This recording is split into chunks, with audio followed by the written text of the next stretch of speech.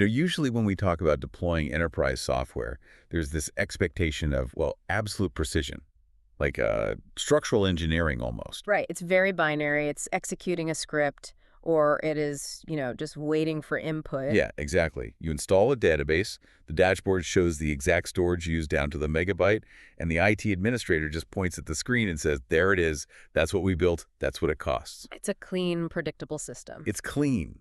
And it's comforting, right? We like our software to be visible, to be perfectly categorized, and above all, perfectly predictable. But then you step into the world of autonomous AI agents, and suddenly that pristine X-ray machine is just broken. Oh, completely broken. You're looking at a system, and you honestly can't tell what it's going to do next. It is the absolute definition of diagnostic muddy waters, because these aren't just, applications anymore waiting for a human to click submit. Right. They're doing their own thing.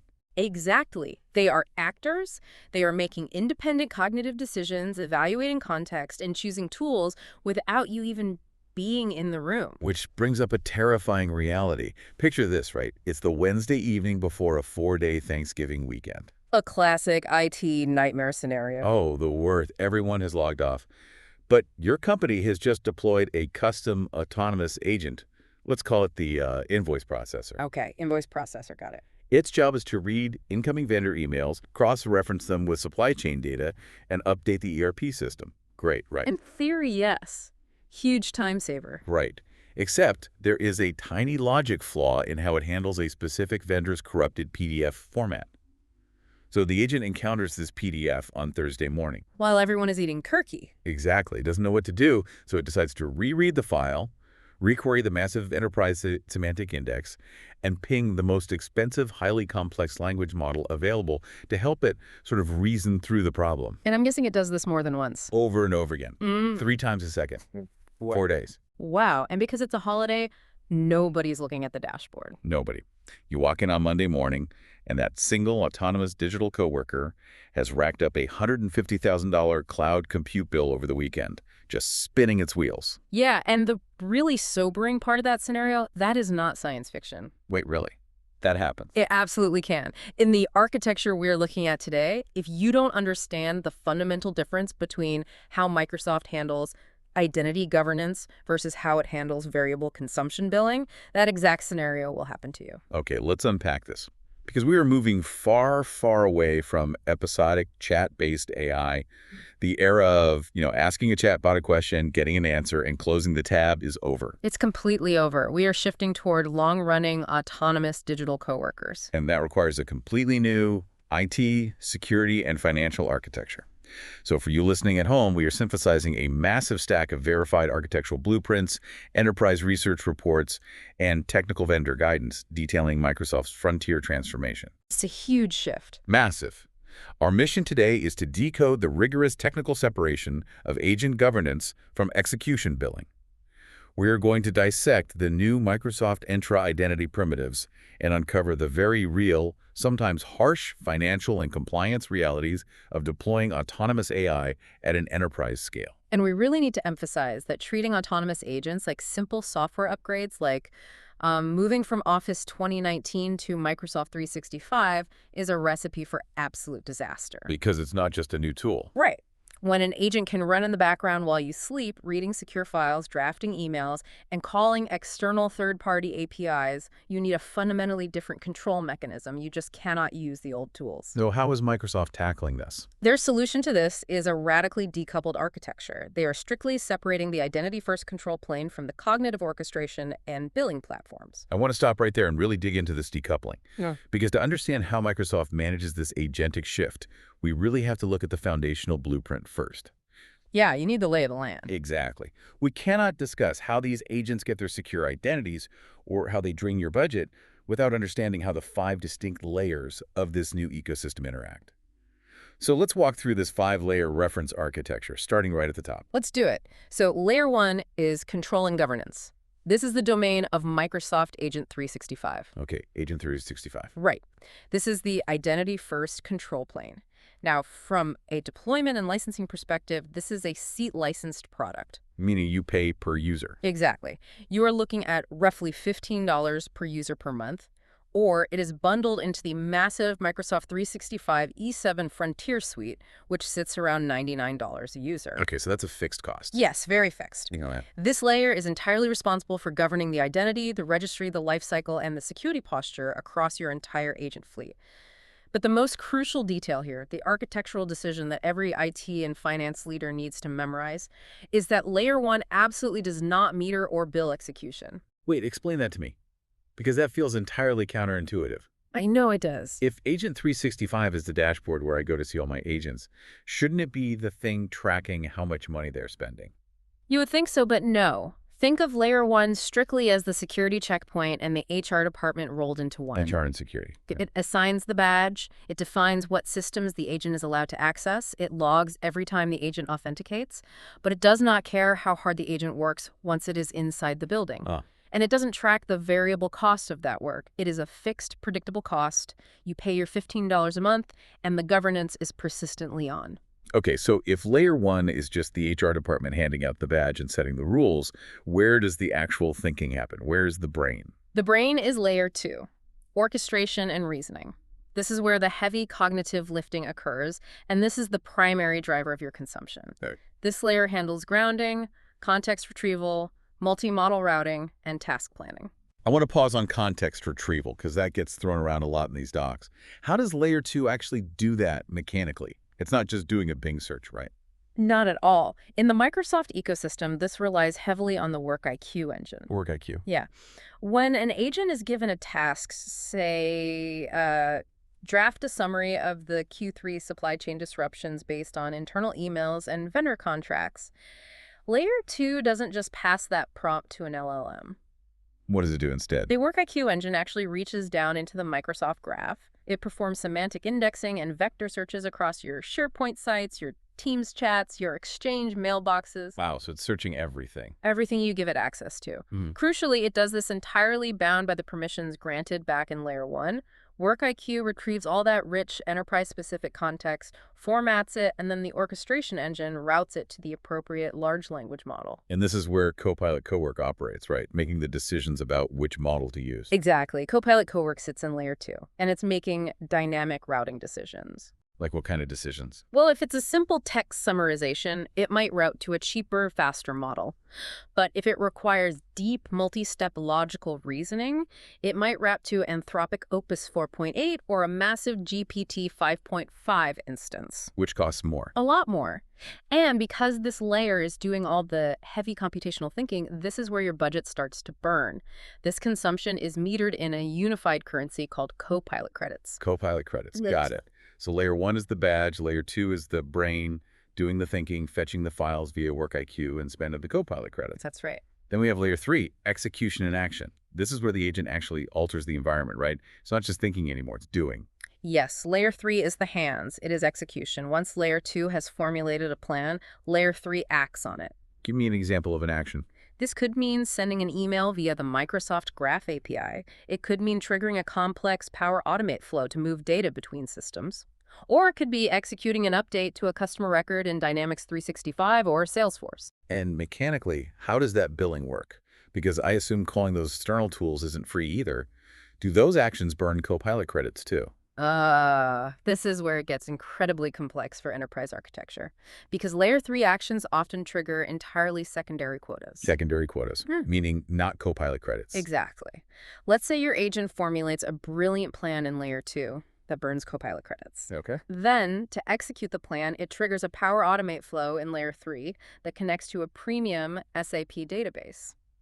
That Power Platform execution burns a Power Platform API request quota. Oh, man. Yeah. If it updates Dynamics 365, it might consume Dynamics API calls. So the act of reasoning is billed separately from the act of doing. Which makes tracking the true cost of a task a total nightmare. Yeah. You have Layer 2 burning one currency and Layer 3 burning a completely different set of API limits. It's a lot to manage. Which leads us directly into Layer 4, billing, metering, and commerce. This is the financial enforcement layer. And the blueprints show that this layer is violently split right down the middle. Violently split is a very good way to put it.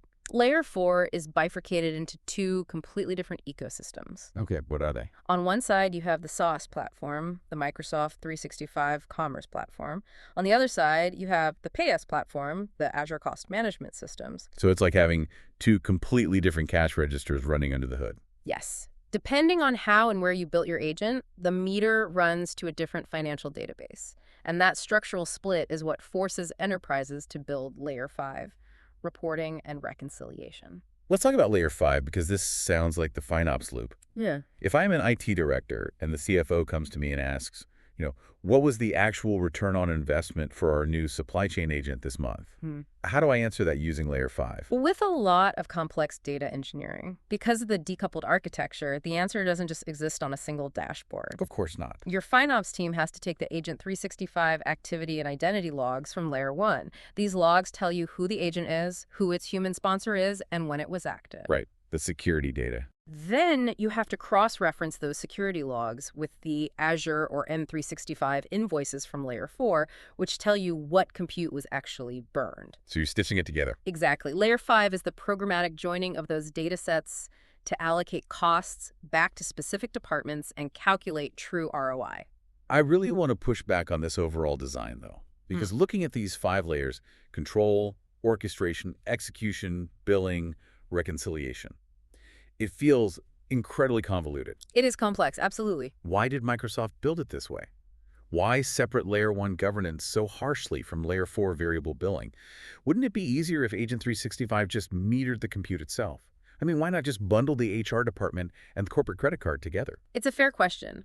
But if we connect this to the bigger picture, it is fundamentally about preserving zero-trust security architecture without having to reinvent enterprise billing from the ground up. Okay, how so? You cannot tie security controls to variable consumption. It creates a catastrophic vulnerability. Give me an example of how bundling them fails.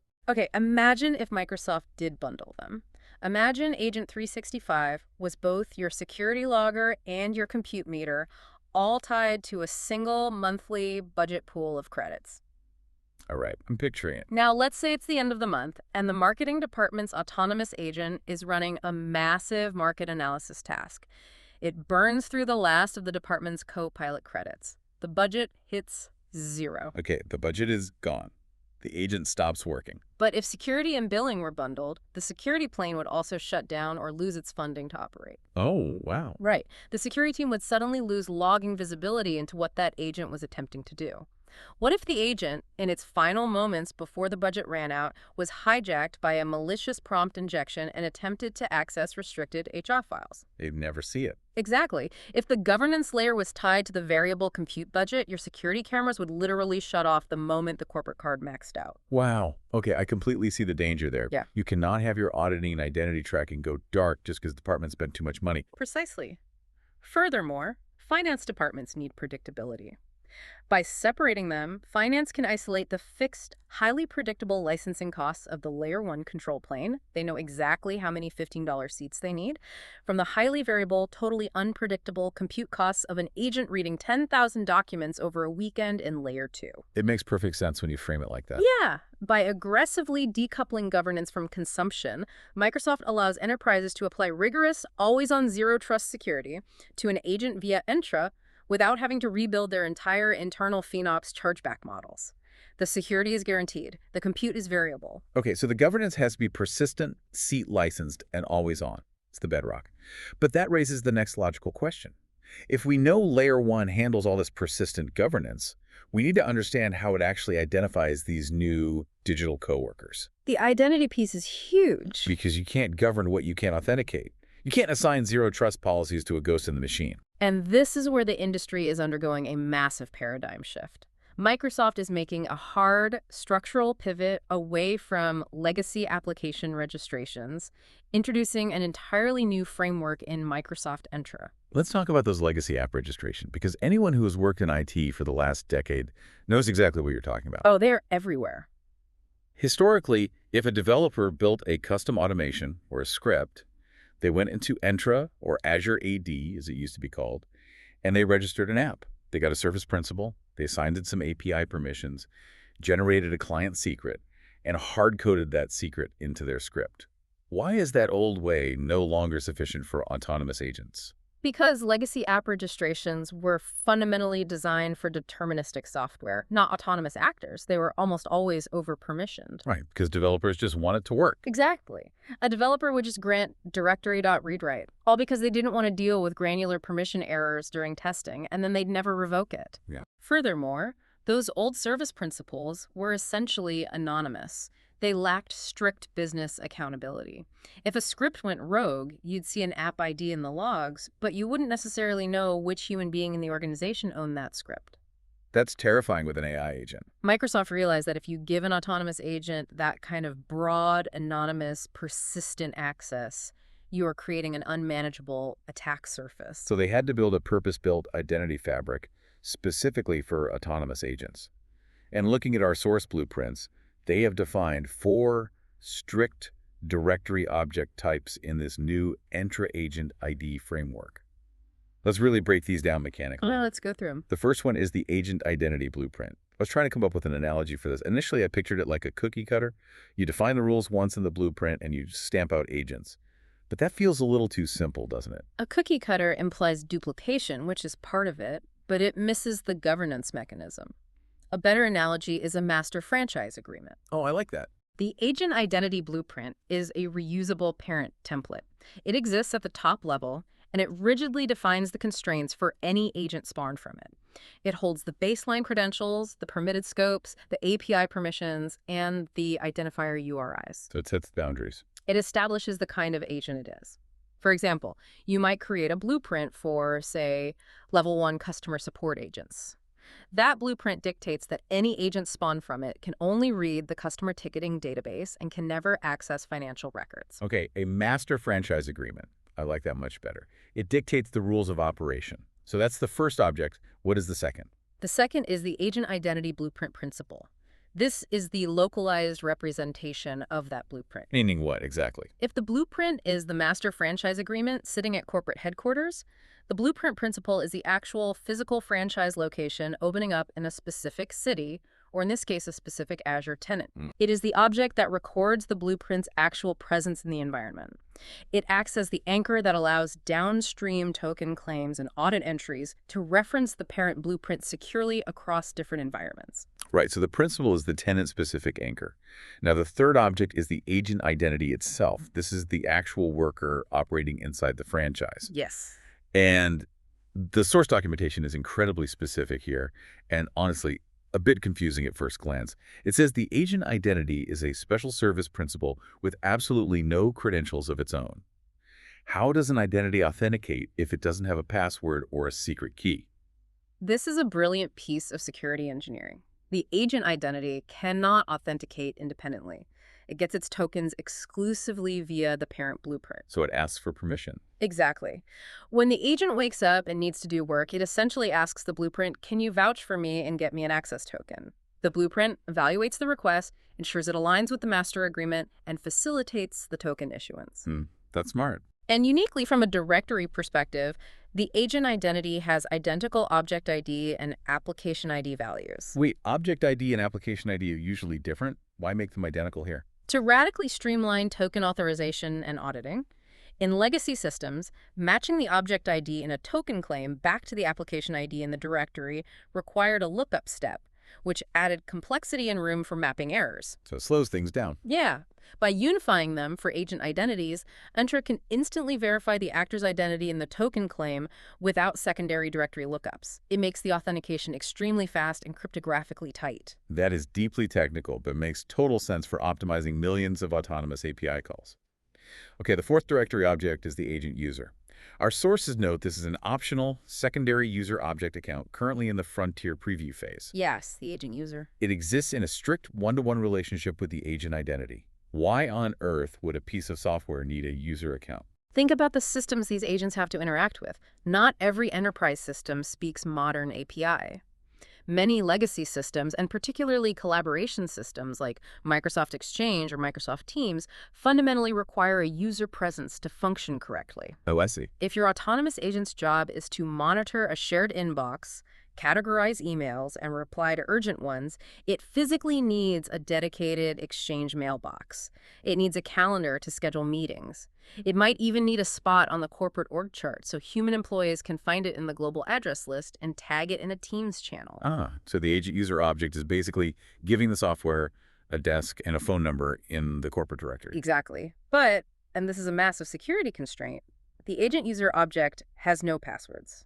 None. Really? It has no interactive sign-in capabilities. A human being cannot go to an Office 365 login screen, type in the agent's email address, and try to guess a password to log in. The identity can only be assumed programmatically through the trusted agent identity token flow. Okay, I have to jump in here because we've covered the 4 directory objects, the blueprint, the principal, the identity, and the user. But I need to correct something I actually got wrong when I first started reading these technical docs, and I know a lot of architects are making the same mistake. Oh, the sponsor issue. Yes. In a lot of early documentation, and even in some of the vendor guidance drafts in our sources, there was this widespread misconception that the human sponsor was the 5th Entra object type, like it was a literal piece of code or a specific node in the directory structure. But that is fundamentally incorrect, isn't it? It is rigorously, dangerously incorrect, yes. A human sponsor is not a directory object type. You cannot run a PowerShell command to create a human sponsor object. So what is it? A human sponsor is a required accountability relationship. It is a mandatory tether. Explain that tether mechanically. How is it enforced? Every single agent identity and agent identity blueprint must be explicitly mapped to a human user or a designated security group in Entra. The system will simply reject the creation of an agent if you do not define this relationship. So you literally can't build one without it. No, you cannot spin up an Entra Agent ID without declaring in the metadata this specific human being, say, John Doe in finance, or this specific dynamic security group, is legally and operationally responsible for everything this agent does. Why design the system with such a strict, unforgiving requirement? What happens if you try to circumvent it? You can't circumvent it, and that's the point. Think about the lifecycle management implications, which have historically been the bane of enterprise security. This entire relationship architecture is designed to prevent shadow automation and the nightmare of orphaned agents. Let's play out a scenario. In the old days, developer John builds a script to pull data from a highly sensitive SQL database. He ties it to a legacy service account. John is a great employee, but 3 years later, John leaves the company. What happens to the script? Under the old model, nothing. The script keeps running. John's user account gets disabled by HR, but the service account powering his script is completely disconnected from his human identity. So it's just out there. Yeah, that script runs for 5 years with persistent, unchecked access to corporate databases. Nobody knows what it does. Nobody wants to turn it off because they don't want to break a business process until one day it eventually breaks. Or, worse, the hard-coded credentials get breached and you have a massive data exfiltration event. Okay, now let's run that exact same scenario. John leaving the company under the new Entra Agent ID framework with the required human sponsor relationship. It is a completely different world. John creates an autonomous agent and is designated as the human sponsor. 3 years later, John resigns. Right. The moment HR updates John's status in the system to terminated, Entra's lifecycle workflows automatically detect that human resource change. The system immediately realizes, wait, John was the sponsor for 5 autonomous agents. Those agents are now unsupervised. Does it just shut them down? Because shutting down a critical finance agent on a Friday at 5 p.m. sounds like a great way to cause chaos. It doesn't instantly shut them down because, like you said, that would disrupt business continuity. Instead, Entra automatically transfers the sponsorship of those agents to John's direct manager or to a pre-designated co-sponsor group defined in the blueprint. Oh, that's brilliant. The manager gets an alert saying, "You are now legally responsible for these 5 agents. Please review their permissions." If the manager ignores the access review points for 30 days, then the system might automatically suspend the agent's tokens. But the agent is never, ever left unsupervised. It is always dynamically tethered to a human heartbeat on the payroll. Privilege creep and orphaned automation are structurally blocked. Here's where it gets really interesting for me, though. We have the secure identity. We have the human sponsor holding the leash. But how does the agent actually prove who it is to the network when it goes to do work? Our sources talk about 2 distinct token flows, the on behalf of flow, or OBO, versus the autonomous client credentials flow. Mechanically, why are there 2 different ways for an agent to authenticate? Because agents operate in two fundamentally different modes, and Entra's conditional access policies need to evaluate them differently based on the risk profile of each mode. Let's start with the on behalf of flow. Okay, OBO. Paint the picture. In an OBO flow, the agent is acting in a collaborative, interactive, synchronous session with you. You are sitting at your computer, you open Microsoft Copilot, and you type, "Summarize the highly confidential Project Phoenix document." Right. I'm actively using it. Yes, the agent needs to access that document. It uses an OBO token exchange. It essentially takes your access token and exchanges it for a new token to present to SharePoint, saying, "I am acting on behalf of the host." Crucially, the access is scoped strictly down to your delegated permissions. So if I can't see the document, the agent can't see the document. Exactly. If you don't have access to Project Phoenix, the agent cannot access it either, regardless of its own baseline capabilities. Right. And because it's an OBO flow, who is Entra actually evaluating for security risk? Yeah. Me or the agent? Because you, the human, are the primary subject initiating the exchange, Entra's conditional access policies evaluate you. It checks your MFA status. It checks if your laptop is a compliant device. It checks if you are logging in from a trusted IP network. The agent is just acting as your real-time proxy. Okay, that makes sense. It's an extension of me. But what about the terrifying weekend scenario we talked about at the beginning? When I'm asleep and the invoice processor agent is running a scheduled background task at 3 a.m. on a Sunday. That is the autonomous client credentials flow. There is no human in the loop. The agent must authenticate as itself using its blueprint. Okay. And in this scenario, conditional access evaluates the agent identity directly. This is a massive leap forward in security. Entra treats the software as an independent entity and evaluates its contextual risk score in real time. Wait, how does it calculate a risk score for a piece of software? Can't exactly ask the software to complete a CAPI CHA. No, but it monitors behavioral telemetry. Microsoft Defender feeds continual risk signals into Entra. Like what kind of signals? Entra asks things like, is this agent suddenly requesting access tokens from an unfamiliar IP address in a foreign country? Is there a sudden massive spike in failed authentication attempts? Is it trying to access an API it has never called before?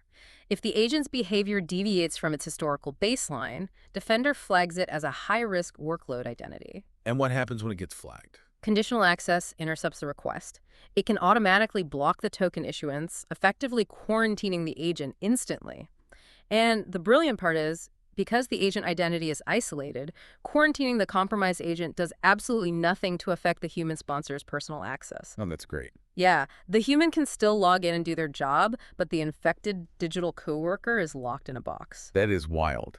It's literally treating the software as an employee with its own behavioral risk score and the ability to be put on administrative leave. Pretty much. Okay, let's zoom out.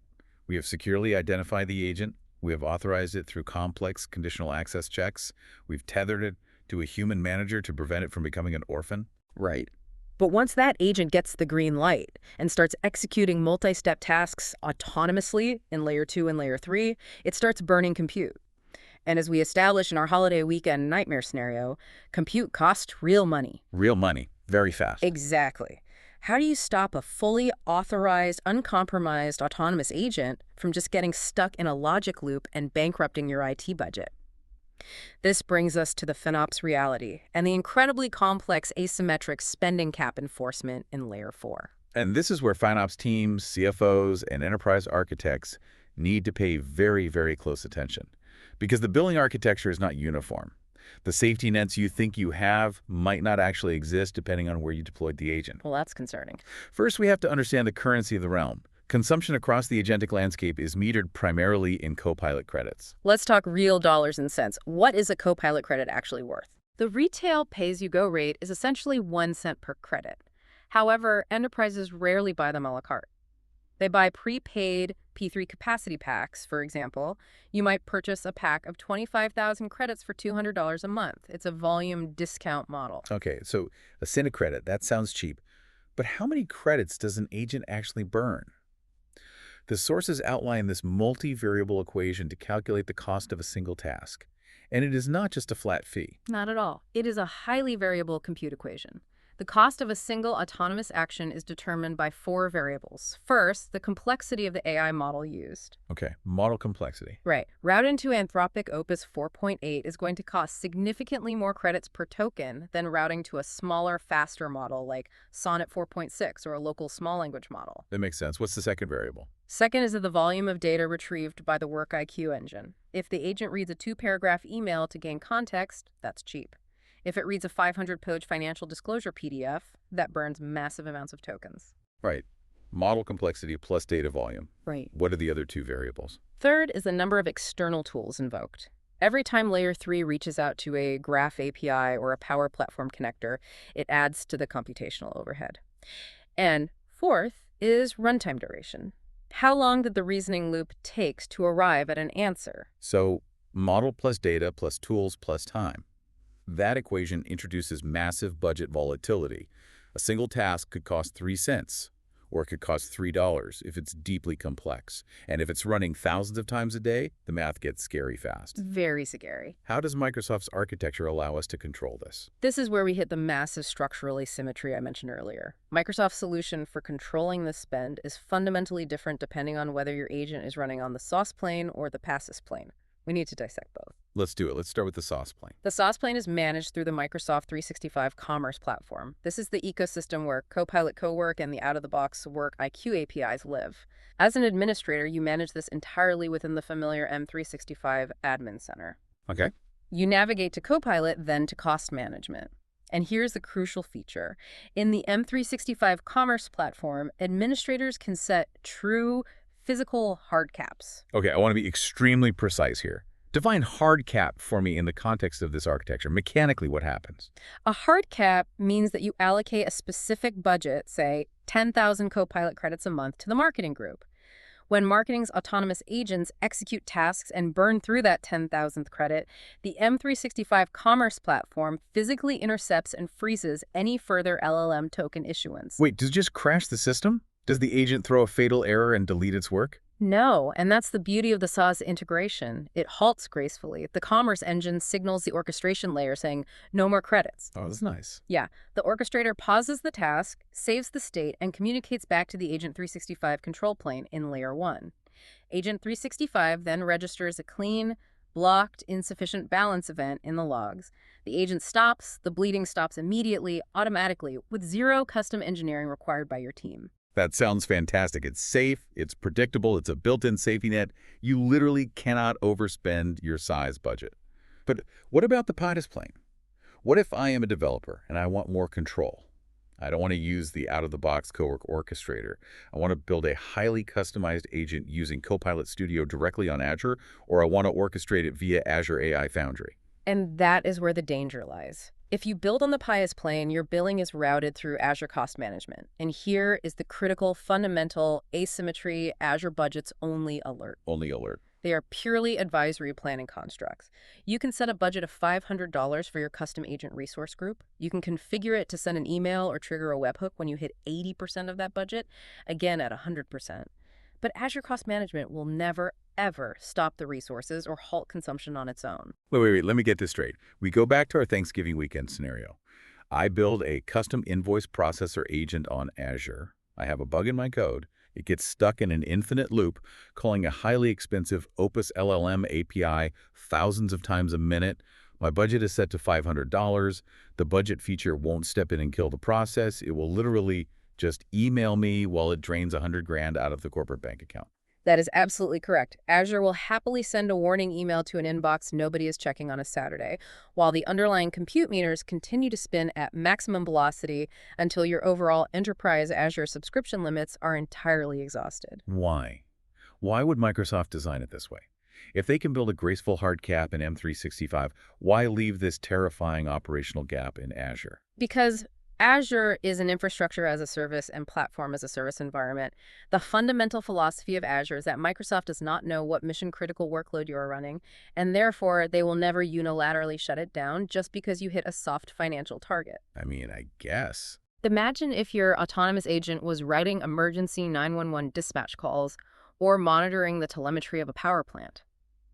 If Azure auto shut off the agent because it hit a $500 budget, people could die. In a Power Apps environment, availability trumps cost control. Okay. When you put it that way, it makes sense. Yeah. You can't have an infrastructure provider pulling the plug on a critical database over a billing alert. But if I'm a FinOps manager and I don't want to lose my job over a runaway agent, how do I protect myself on Azure? If there is no built-in hard cap, what do I do? You have to build it yourself. If you want a hard stop on a PABAS agent, your FinOps and engineering teams must collaborate to build entirely separate automation. You have to configure Azure action groups. Action groups, okay. When the budget alert hits 100%, the action group must be programmed to trigger an Azure Logic app or an automation runbook. That custom script then goes out and physically denies resources. It might lock the resource group, or, more elegantly, it might reach into Entra and revoke the specific service principal's tokens, starving the agent of its authentication rights so it can't make any more API calls. So I have to engineer my own kill switch. Exactly. If you don't build that custom kill switch, your PAYAS agents will drive right off a financial cliff while politely sending you warning emails on the way down. This is a massive revelation. SaaS agents get a built-in safety net. Custom AS agents require rigorous, customer-engineered guardrails. And this really highlights why that Layer 5 reconciliation we talked about earlier is so brutally difficult, but absolutely vital. It is the only way to maintain visibility. You have Agent 365 logging the identity actions in Layer 1. You have M365 Commerce handling hard-capped sauce billing. You have Azure handling open-ended PANOS billing. To execute accurate internal chargebacks, to prove to the marketing director that their custom Azure agent got stuck in a loop and drove a $10,000 cost spike while their M365 agents hit their cap gracefully, a FinOps analyst has to manually or programmatically stitch together the Agent 365 session logs with the Azure resource invoices based on the agent identity object IDs. It really hammers home why treating these agents like just another software feature is so incredibly dangerous. It requires a total unprecedented fusion of identity management, security operations, and financial engineering. You cannot deploy these things in a silo. You really can't. Okay. We have locked down the identity, we understand the token flows, we have built the financial guardrails, or at least we know we have to physically engineer our own guardrails in Azure. But there is one more massive hurdle. Yes, the compliance piece. Right. If you are listening to this from a highly regulated industry, say you work in defense contracting, healthcare, or a federal agency, there is a structural compliance roadblock that dictates your entire deployment strategy. This isn't about budgets. This is about the law. Let's dig into the sovereign cloud exclusions and the compliance posture of this new architecture. This is perhaps one of the most critical aspects of the blueprints we are analyzing. And what's fascinating here is how the underlying technical architecture physically dictates the compliance boundaries. We need to be very, very precise about what is allowed and what is blocked. Let's lay the groundwork.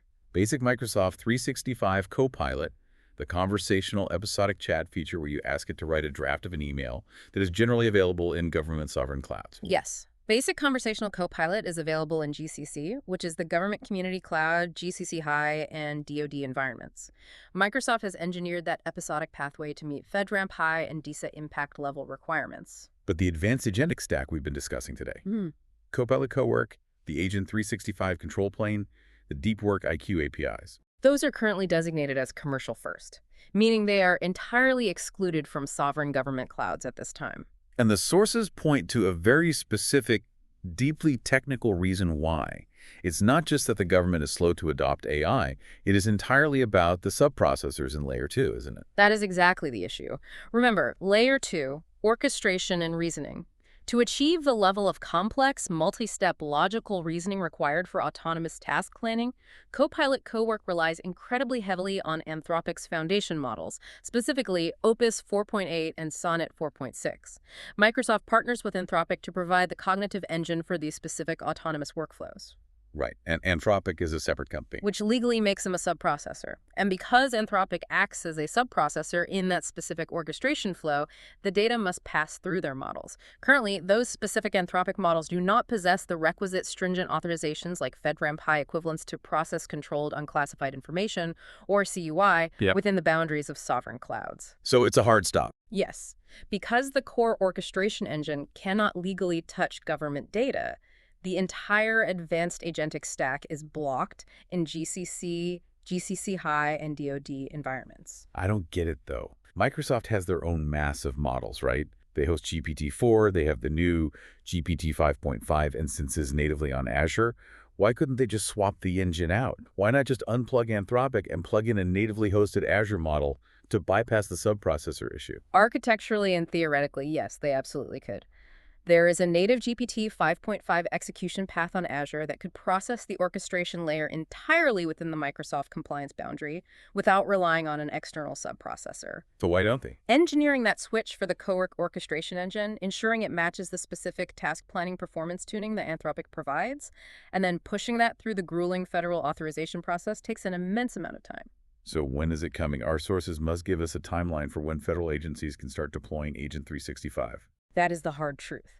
As of our source documentation in mid-2026, Microsoft has provided absolutely no documented roadmap dates for when Copilot Cowork, Microsoft Scout, the Agent 365 control plane, or the WorkIQ APIs will be formally available in sovereign clouds. The timeline is completely opaque. So if I am a CISO at a defense industrial base contractor, say I build parts for submarines, or I am an IT director at a federal agency, what do I do today? Do I just sit on my hands and wait for Microsoft to publish a roadmap? How should a regulated firm prepare right now if they're physically locked out of this entire new control plane? You absolutely do not sit on your hands because your employees are likely already trying to use AI, which means you have a massive shadow IT problem brewing. Okay. If you are in a regulated space, you must operate under a strict confirm before deploy posture. You cannot rely on commercial guidance, you cannot follow commercial deployment blogs, and you must assume any new agentic feature is non-compliant until explicitly certified. Your primary directive is to keep all controlled, unclassified information strictly within your authorized GCC high boundaries. Okay, so no unauthorized agents. But you said we shouldn't just wait. What does preparation look like practically? What is phase one readiness for a defense contractor? Phase one readiness is entirely about aggressively cleaning your current house so that when the government authorizations finally do arrive, you can adopt Entra Agent IDs seamlessly. First, you must execute endpoint discovery of shadow AI. How do I do that without Agent 365? You use your existing Microsoft Defender deployments. You configure custom hunting queries to scan for unmanaged local AI agents, rogue Python scripting runtimes, or unauthorized API calls to commercial LLMs originating from your employees' endpoints. You have to find the unauthorized automation that is already happening. Right. Hunt down the rogue scripts. What's next? Legacy application registration cleanup. This is critical. Go into your Entra ID tenant today and audit every single existing service principal. Find those over-permissioned anonymous apps we talked about earlier. Audit their API scopes. Tie every single one of them back to a documented human owner or shut them down entirely. So you are basically simulating the human sponsor requirement manually before the automated framework is available. Exactly. Get your identity hygiene in order now. Finally, you must rely entirely on your existing Microsoft Purview data governance framework. Ensure your sensitivity labels are perfectly applied across your SharePoint sites and Exchange environments. Because if they aren't labeled? Because when WorkIQ eventually arrives in the government cloud, it will respect those Purview labels. If your data isn't labeled correctly today, an authorized agent tomorrow might accidentally retrieve and summarize highly classified CUI for an employee who shouldn't see it. Phase one readiness is about ensuring your data governance and legacy identity structures are flawless, so you are prepared for the agentic shift the moment the regulatory gates open. That makes total sense. Don't wait for the new multi-million-dollar control plane to arrive to start cleaning up your legacy technical debt. Do the hard work now. Okay, we have covered an immense, deeply technical amount of ground today. Let's synthesize this journey. We started by exploring the new 5-layer architecture, highlighting exactly why it is so critical for Microsoft to aggressively separate operational security governance in Layer 1 from the highly variable consumption billing in Layer 4. Right, because bundling them is a massive risk. Exactly. We unpack the reality that if you bundle security with variable budgets, a maxed-out corporate card could literally turn off your security cameras. We then decoded the new Entra Agent ID primitives, defining the mechanics of blueprints and principles. And most importantly, we busted the widespread myth of the human-sponsored directory object, confirming that it is, in fact, a mandatory dynamic accountability relationship managed by lifecycle workflows to ensure no agent is ever orphaned. We navigated the terrifying asymmetric FinOps realities. We established that SaaS agents running in M365 enjoy built-in hard caps that gracefully freeze token issuance. But custom PyOps agents built on Azure rely on budgets that only send warning emails, requiring your FinOps teams to engineer custom Azure Action Group kill switches to stop runaway spend. And finally, we map the strict compliance boundaries for sovereign clouds, noting that reliance on Anthropic subprocessors currently locks the advanced agentic stack out of GCC, GCC High, and DoD environments, forcing regulated industries into a strict Phase 1 readiness posture focused on legacy cleanup and purview labeling. So what does this all mean for you listening? It means that whether you are a FinOps leader trying to mathematically forecast your Copilot credit burn rate, an enterprise architect designing Entra blueprints, or a CISO defending federal data, treating an autonomous AI agent as a true digital coworker requires a rigorous, unforgiving fusion of identity management, zero-trust security, and hard-nosed financial engineering. It forces IT, security, and finance out of their traditional silos. They have to operate out of the exact same playbook, looking at the exact same data, because an autonomous agent impacts all three domains simultaneously. Which brings us right back to where we started. Usually, software is precise, a clean X-ray. But evaluating the health, the security, and the cost of an autonomous agentic workforce isn't about looking at static lines of code anymore. It's about continuously monitoring the access logs, tracking the human sponsors, and watching the real-time billing meter spin. Which leaves us with a final thought to mull over as we wrap up today's analysis. As these autonomous agents become the primary consumers of enterprise cloud compute, burning through thousands of Copilot credits and making complex API calls while the human workforce is sound asleep, will the traditional definition of an employee fundamentally shift? It's a fascinating question. Are we moving away from a world where an employee is simply an HR headcount metric managed by payroll, and moving toward a world where a massive percentage of your workforce is defined purely as a real-time FinOps consumption equation? Something to think about the next time you leave a script running over a holiday weekend. Until next time, keep digging deeper.